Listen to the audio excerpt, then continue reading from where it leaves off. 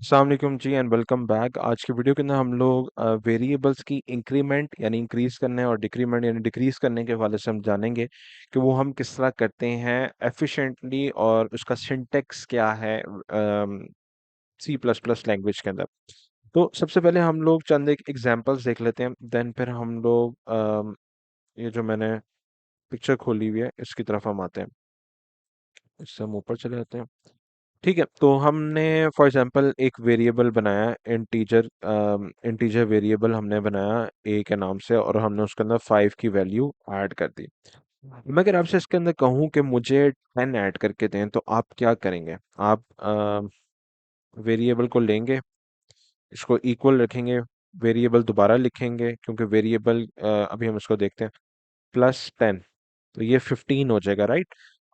उसकी वजह क्या है कि ये जो है ना, ये ये इक्वल टू 5 है, तो 5 + 10 हमारा 15 हो जाएगा। तो अगर इसको मैं सी आउट करवाऊं और तो इसको अगर मैं सी आउट करवाऊं तो ये कंसोल के ऊपर जो है, मुझे कंसोल के ऊपर मुझे यहाँ पे 15 शो करवाएगा।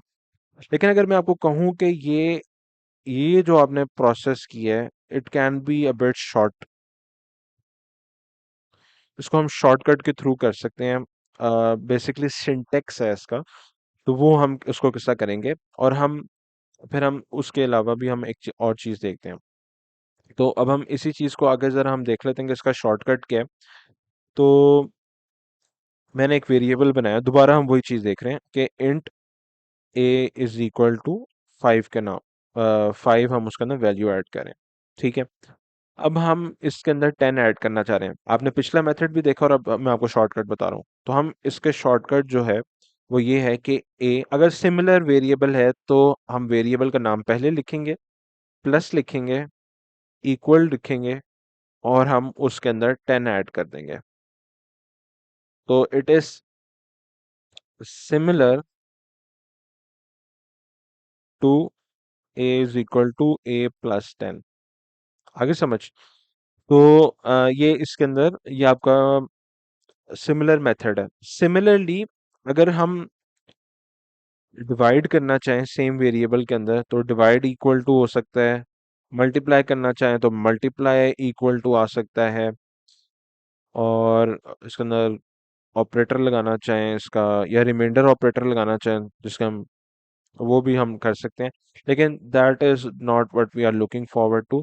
हम इसके अंदर माइनस, बेसिकली जो हम एक और चीज देखेंगे वो हम माइनस देखेंगे, माइनस इक्वल टू। तो ये बेसिकली यहाँ पे ये आ गया। अब मैं आपको एक और चीज दिखा दूं, वो है इंक्रीमेंट और डिक्रीमेंट। फॉर एग्जांपल आपके पास एक वेरिएबल है और वेरिएबल आपने एक डिक्लेयर किया है, ठीक है, और ये वेरिएबल काउंट कर रहा है कि कितने साइकिल्स जो हैं एक लूप के या कोड के रन हो चुके हैं। लूप्स हम बाद में पढ़ेंगे, लेकिन अभी आप इस चीज को ध्यान रखें कि फॉर एग्जांपल कि कितना एक जो है एक दफा जो है ना लूप, वो कितनी दफा चल चुका हुआ है। ठीक है, तो वो हम कैसा करेंगे, बार बार हम क्या इसके अंदर वेरिएबल करेंगे इस तरह is equal to plus is equal to 1 करेंगे, या variable is equal to variable +1 करेंगे। तो ये दोनों चीजें जो हैं इनएफिशिएंट, अगर हमने एक एक करके डिक्रीमेंट करवानी है, इंक्रीमेंट करवानी है या डिक्रीमेंट करवानी है। तो हमारे पास ये दो ऊपर जो है, प्री इंक्रीमेंट और पोस्ट इंक्रीमेंट, प्री डिक्रीमेंट और पोस्ट डिक्रीमेंट के सिंटेक्स पड़े हुए हैं। तो अब अभी हम इनको देख लेते हैं। तो बेसिकली जब आपने वन साइकिल कंप्लीट हुआ और आप उसमें वेरिएबल के अंदर +1 ऐड करना चाह रहे हैं, ये बहुत आगे जाके फायदा देगी।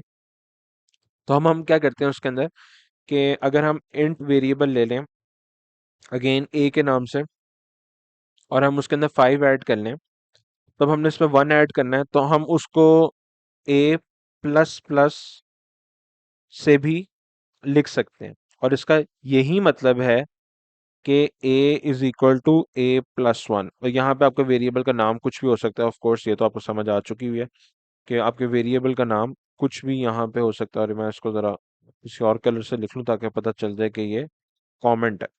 ठीक है, तो अब हमने ये ऊपर जो है ना पोस्ट और प्री देख लेते हैं। तो अगर तो मैं ये प्लस प्लस ए लिखता तो पहले ये इंक्रीज करता, प्लस वन होता है इसमें। और फिर ये अगर फॉर एग्जांपल इसको हम देख लेते हैं इस तरह सी आउट से कि प्लस प्लस ए लिखते हैं अगर हम, और सी आउट ए प्लस प्लस लिखते हैं, तो और ए की वैल्यू 5 है। Just keep let me just keep this line only ताकि कंफ्यूजन ना हो। तो आपको क्या लगता है कि अम, इसका आंसर क्या होगा और इसका आंसर क्या होगा?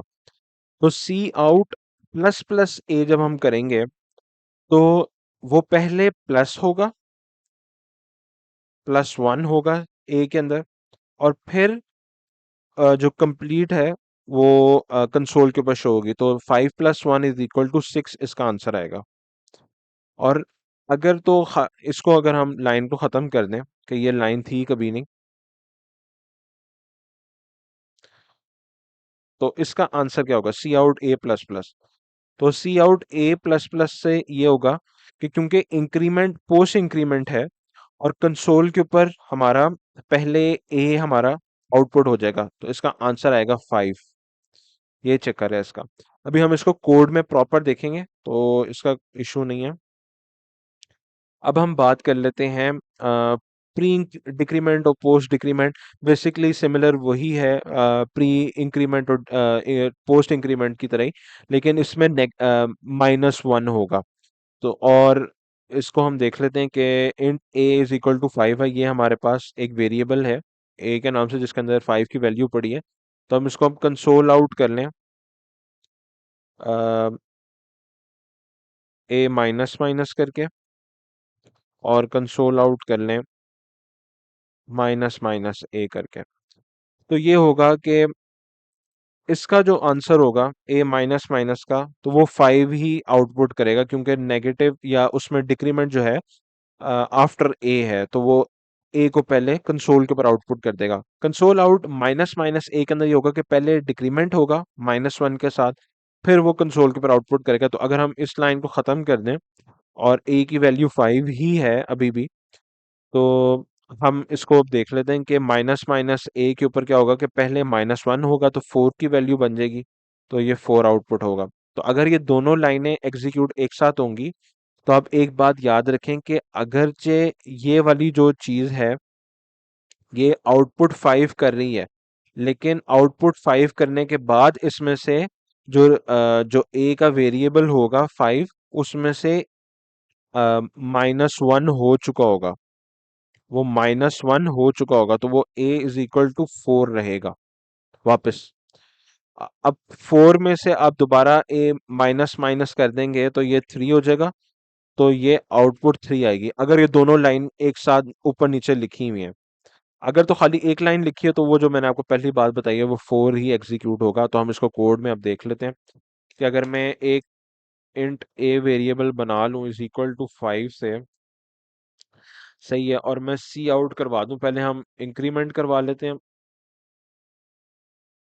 और ए प्लस सॉरी ए प्लस प्लस हैंडल कर लेते हैं यहाँ पे, और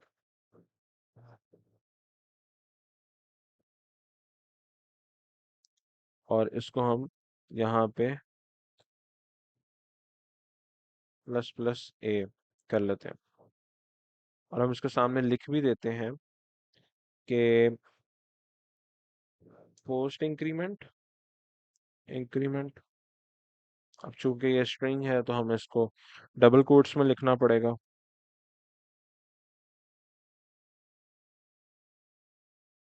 और इसको हम लिख लेते हैं प्री इंक्रीमेंट। ठीक है, अब हम दोनों लाइंस को एग्जीक्यूट करके देख लेते हैं कि क्या हमारा इसके अंदर रिजल्ट आता है।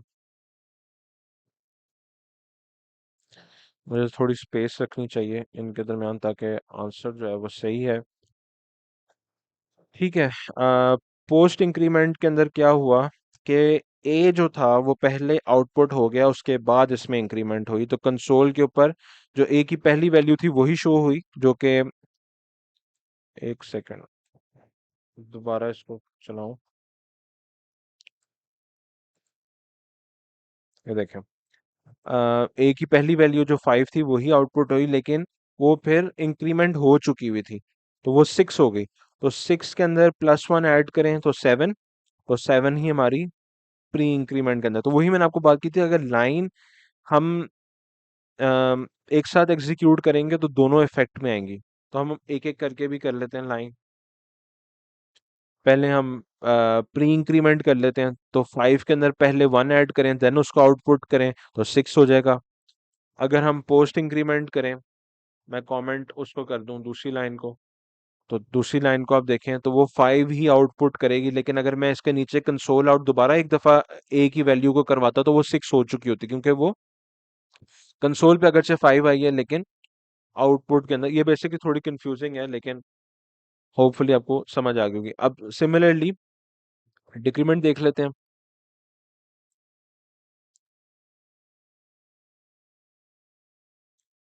अम,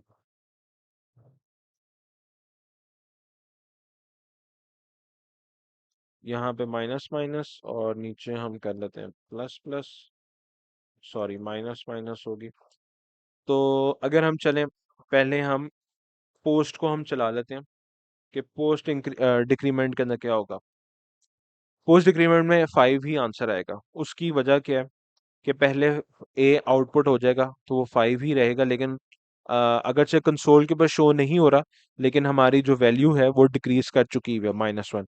और अगर हम जो पोस्ट डिक्रीमेंट वाली लाइन है उसको कमेंट कर दें और सेकंड वाली लाइन को चलाएं, प्री डिक्रीमेंट वाली, तो पहले -1 होगा देन कंसोल के ऊपर आउटपुट होगा जो वेरिएबल है। देख लेते हैं, तो ये 4 आएगा आंसर इसका। देखें जी, ये 4 आया आंसर प्री डिक्रीमेंट का। और अब हम दोनों लाइनों को एक साथ चला के देखते हैं, दोनों लाइनों में क्या होगा आंसर।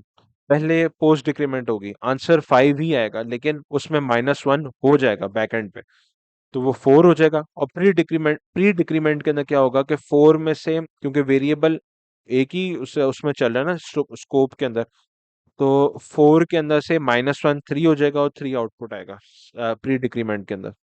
ये देखें,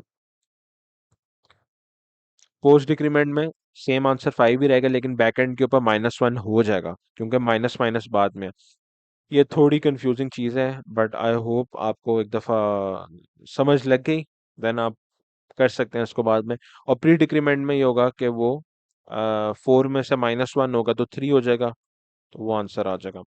आई होप ये कुछ कंफ्यूजिंग था, लेकिन आपको समझ आ गई होगी। आप इस वीडियो को दोबारा देखें, ऑनलाइन इसके नोट्स अवेलेबल होते हैं, वो भी आप देख सकते हैं। I hope to see in the next one, till then Allah Hafiz.